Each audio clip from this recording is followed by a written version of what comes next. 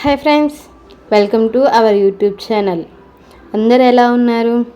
నేనైతే చాలా బాగున్నాను.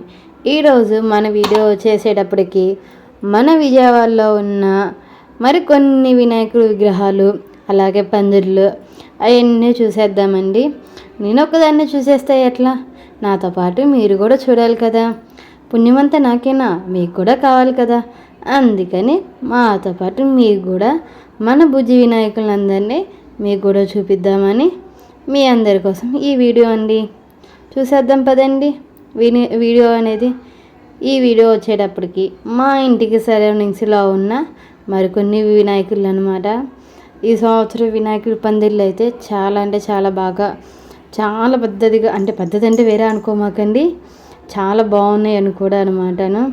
చక్కగా అదండి పందిరి దగ్గర చక్కగా వినాయకుడి పాటలతోటి అలా కలకల్లాడుతూ చాలా అంటే చాలా బాగుంది. కాకపోతే ఈ వీడియో మీకు ముందే పోస్ట్ చేద్దాం అనుకున్నాను, కాకపోతే కొంచెం కుదరలేదన్నమాట.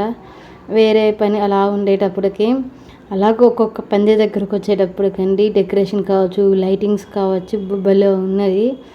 అలాగే అయితే వినాయక చవితి అంటే కంపల్సరీగా వాన పడుతుంది కదండి. అలాగే ఆ రోజు వాన అయితే ఫుల్గా పడుతుంది. చూద్దాం పదండి అలా. కానీ ఒక్కొక్క పందిరి దగ్గర అయితే అండి భక్తులు కావచ్చు, అలా చాలా బాగున్నది. ఒక్కొక్క వినాయకుడు ఒక్కొక్క థీమ్ లాగా అనమాట. బుజ్జి బుజ్జి వినాయకుడితో బొద్దుగా భలే ఉన్నారనమాట. మన వీడియో అయితే మీ అందరికీ నచ్చింది అనుకుంటున్నాను.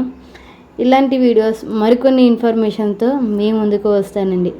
ఈ వీడియో ఈ వినాయకులు వచ్చేటప్పటికి ఇదంతా మొత్తం విజయవాడలోనేనండి. అది కూడా అందరం అనుకుంటాడు విజయవాడ అంటే డుండు గణేష్ అని మాత్రం అనుకుంటారు. అది కాదండి, అవైతే అందరూ చూస్తారు. ఇవి చిన్న చిన్న చూడాలంటే అందరికి కుదరదు కదండి. అలాగే నాతో పాటు మీకు కూడా చూపిస్తున్నాను అనమాట ఈ వీడియో.